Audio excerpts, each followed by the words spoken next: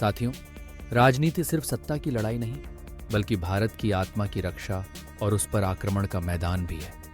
आज उत्तर प्रदेश, बिहार और मध्य प्रदेश में जो घटनाएं घट रही हैं, वे महज रोजमर्रा की खबरें नहीं, बल्कि एक बड़ी रणनीति का हिस्सा है।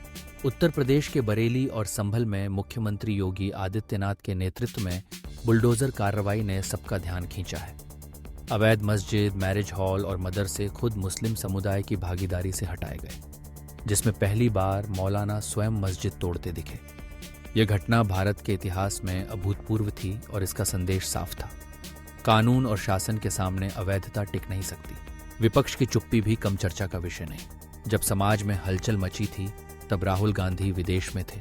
अखिलेश यादव ने एटीएम में घुसे बैल का वीडियो साझा किया, लेकिन यूपी में दंगाइयों या हिंदू विरोधी घटनाओं पर एक शब्द नहीं बोले। विपक्ष की यह डेफनिंग साइलेंस बताती है कि हिंदू मुद्दों पर राजनीतिक दल एकजुट होकर मौन साध लेते हैं। कानपुर के आई लव मोहम्मद एपिसोड के पीछे सिर्फ मोहब्बत नहीं, बल्कि वोट बैंक, वक्फ प्रॉपर्टी और मुस्लिम आरक्षण का संकट है। पुलिस ने साफ कहा, एफआईआर सिर्फ पोस्टर फाड़ने और मारपीट पर हुई थी, न कि भावनाओं पर।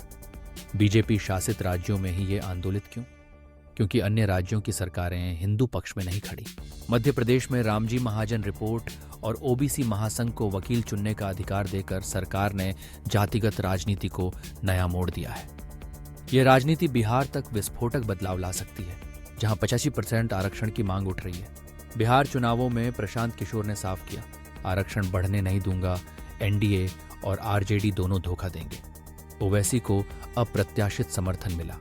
आरजेडी असमंजस में है और कांग्रेस का नैरेटिव लोगों को आकर्षित नहीं कर पा रहा। असली खेल है वोट कटाई और नोटा। सनातन धर्म पर नए फ्रॉड, नवबौद्ध और ओबीसी एजेंडा के जरिए हमला हो रहा है। अंबेडकर के नव्यान बौद्ध धर्म और मुस्लिमों को ओबीसी आरक्षण में शामिल करने की कोशिशें हिंदू समाज को बांटने और वामपंथी राजनीति को फायदा पहुंचाने का प्रयास है। अब प्रश्न उठता है, योगी की बिग प्लान क्या है? पहला चरण, दंगाइयों पर सख्त कार्रवाई। दूसरा, मस्जिद, मदरसा और अवैध निर्माणों का सफाया।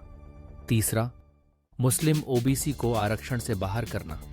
चौथा, हिंदू एकजुटता के जरिए बिहार और एमपी में राजनीतिक लाभ लेना। दोस्तों, अब सवाल योगी जी के कदमों का नहीं, बल्कि ये है कि क्या हम सनातनी इस निर्णायक दौर में उनके साथ खड़े हैं? भारत बदल रहा है, या तो सनातन बचेगा या वोट बैंक की राजनीति हमें बांट देगी।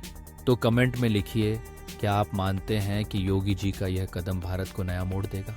जय सनातन, वंदे मातरम।